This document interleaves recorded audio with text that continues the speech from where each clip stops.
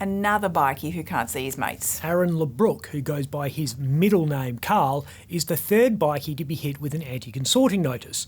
The head of the WA Rebels was served with the notice within 24 hours of Jason Gasterov getting his. It means they're both banned from associating with a set list of named bikies for 3 years. Carl's order was issued quietly, and we only know about it because politicians alluded to it in state parliament. Gasterov used to be a Rock City rebel and answered to Nick Martin and Carl, but is now a Mongol who answers to Troy McCanty, who, as we all know, has the honour of receiving the first anti-association order. We don't have the complete list of the people Carl is banned from seeing, but we do know there are 30 names on it, about the same as McCanty and Gasterov. They're very popular men, and every outlaw wants to be near them. So hot right now. LeBrook must have been expecting this. The cops have been on this guy for 25 years. He was one of the original rebels when they set up in WA in the mid-1990s, and he served alongside prominent outlaw Rick Roberts, who went by the thoroughly unimaginative nickname Rebel Rick. Rick was the WA boss of the rebels, serving under beat poet in exile Alex Vella. The best he had, he gave. He was a proud rebel and brave. The cops have been up in Carl's shit for more than 2 decades. He was put away in 2001 when he, Roberts and 3 other rebels were busted by a detective named Price Scanlon, who is now the head of the Australian Federal Police in WA, but cut his teeth as a detective in Fremantle more than 20 years ago. Do I feel lucky? Well, do you, punk? Scanlon went after the rebels at a time the gang was plying its trade in one of the seediest and most dangerous places in Australia.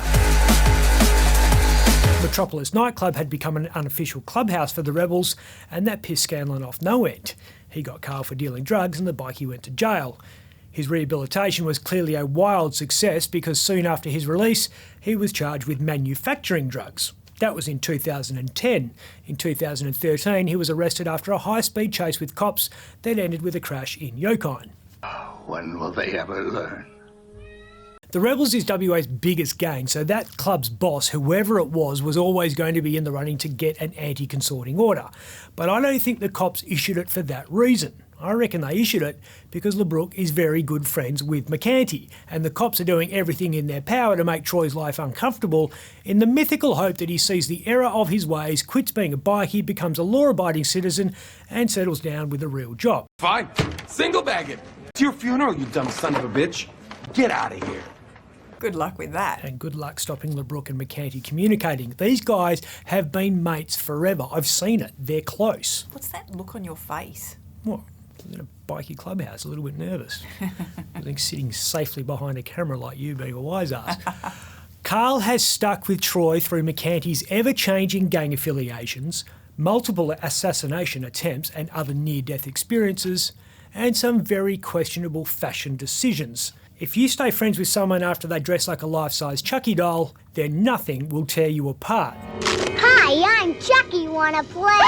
And there's another bond that few people know about. The grandmother of 2 of Carl's children is godmother to one of Troy's sons. So the loyalties run deep. And the gang crime squad knows that, and I reckon that's part of their plan. They haven't been able to get Troy on the stuff they suspect he's doing, so they're going in the side door. It's an Al Capone move. If you can't get him on the serious stuff, get him on something more trivial but which carries a lengthy jail term. In Capone's case, that was tax evasion. Your Honor, is that justice? In Troy's case, it will be the mundane charge of breaching an anti-consorting notice. It's not glamorous, but it's a 5-year sentence. Well, not if the lawyers have anything to do about it. McCanty's lawyer is Paul Holmes. He's becoming known as WA's bikie whisperer because every outlaw wants him as their counsel. Holmes and Michael Chudori, who represents LeBrook and Gasterov, are looking at challenging the anti-association laws, and that'll likely happen in the High Court. In summing up, it's the Constitution, it's Mabo, it's justice. Well, High Court challenges are very expensive, so where's the money coming from? Same place everyone in the underworld gets their money. OnlyFans.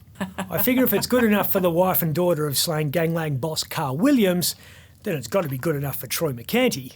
See Troy's OnlyFans page for exclusive tips on how a modern outlaw can best accessorise. find out why black and white are the only colours you need in your wardrobe, enjoy a showcase of latest leather trends, tips on keeping healthy, and exclusively for OnlyFans subscribers, an inside look at the man who put the soft into soft serve, how he relaxes listening to 80s glam rock, and some cosplay as a Lego spaceman. I think he's going to unwind by punching you in the head. And he still hasn't forgiven me for forgetting the sprinkles. I'm Ben Harvey. For more Up Late, click the subscribe button below.